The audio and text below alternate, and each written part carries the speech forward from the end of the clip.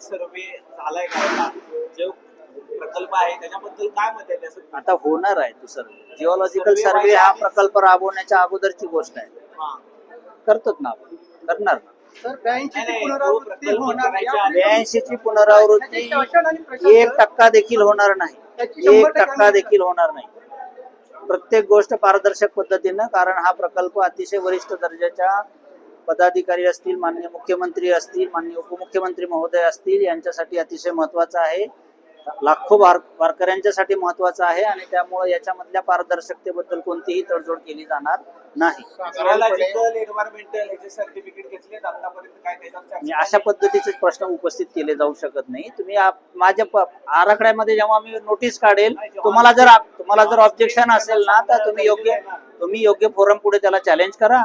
त्या फोरमला ठरवता येईल. झालाय का नाही? आम्ही जे सर्वे झाले ते तुम्हाला सांग. हा मूलभूत हक्क आहे. मी तुम्हाला मूलभूत उत्तरच देतो आहे. मी तुम्हाला उत्तर देतो आहे. उत्तर मिळणं अपेक्षित आहे. तुम्हाला माझ्याकडून तोंडीच उत्तर कशासाठी हवं? मी लेखी देतो. तुम्ही लेखी मागा, मी लेखी देतो. लेखी उत्तर काय असणार आहे की देतो तुम्ही लेखी विचारा, मी लेखी देतो. सर मंत्रालयात मुख्यमंत्र्यांसमवेत बैठक झाली. पूर्ण आराखडा बघितल्यानंतर याबद्दल काय भावना व्यक्त केल्या? आराखडा ज्या पद्धतीने कारण नगराध्यक्ष म्हणतात की याबाबत थेट आम्ही मुख्यमंत्र्यांशी चर्चा करू, विश्वासात न घेतल्यामुळे. नगर अध्यक्ष हे इथले प्रतिनिधी आहेत, माननीय मुख्यमंत्री महोदय देखील प्रतिनिधी आहेत. या दोन्ही व्यक्तींना आपापसात अर्थ म्हणजे संपर्क साधण्यासाठी प्रशासनाची कुठलीही अडकाठी आहे नाही. म्हणजे एखाद्या सभेमध्ये त्यांना बोलता नाही आलं अशी कदाचित त्यांचं म्हणणं असू शकतं, पण यानंतरही त्यांना अनेक वेळा माननीय मुख्यमंत्री महोदयांशी बोलता येईल. तो संवाद कुठेही थांबलेला नाहीये, कुणीही थांबवलेला नाहीये.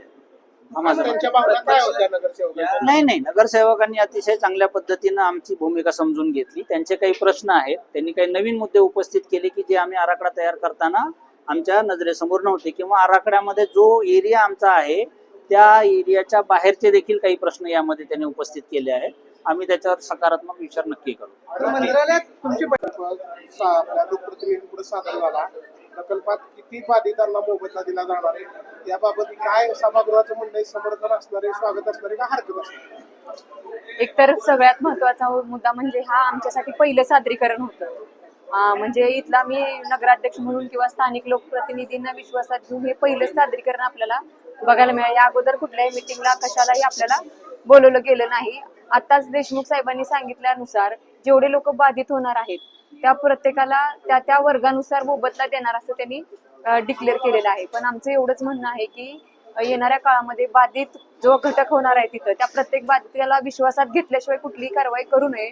मी देखील उद्या आमचे आदरणीय मुख्यमंत्री असतील, दोन्ही उपमुख्यमंत्री असतील आणि पालकमंत्री यांच्याशी म्हणजे चर्चा करून बाधित लोकांना विश्वासात घेतल्याशिवाय कुठलीही कारवाई करू नये अशी विनंती करणार आहे. अच्छा, एकंदरीत प्रेझेंटेशन बाधितांना विश्वासात घेतलं नाही असं वाटतं?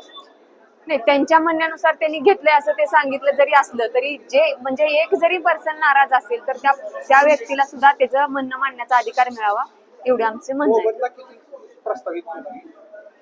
मोबदलाची वर्गवारी त्यांनी केलेली आहे. त्या अनुषंगानं तसं सादरीकरण म्हणजे आम्हाला जे सांगितलं म्हणजे आमच्यापेक्षा बाधित व्यक्ती तिथली माहिती व्यवस्थित देऊ शकतो, त्या अनुषंगाने आम्ही ही विनंती केलेली आहे देशमुख साहेबांकडे की आज जे सादरीकरण आमच्या समोर सादर केलेलं आहे ते आमच्या बाधित प्रत्येकापुढे सादर करावं, त्या अनुषंगाने पुढचं धोरण ठरवावं. शहराचा प्रथम नागरिक म्हणून मी माझ्या सर्व लोकांना विश्वासात घेऊन मी आताच सांगितलं की ह्या सगळ्या लोकांना विश्वासात घेऊन जे राज्याचे प्रमुख आहेत, मुख्यमंत्री असतील, आदरणीय दोन्ही उपमुख्यमंत्री असतील आणि पालकमंत्री यांच्याशी चर्चा केल्याशिवाय कुठले जाणार नाही.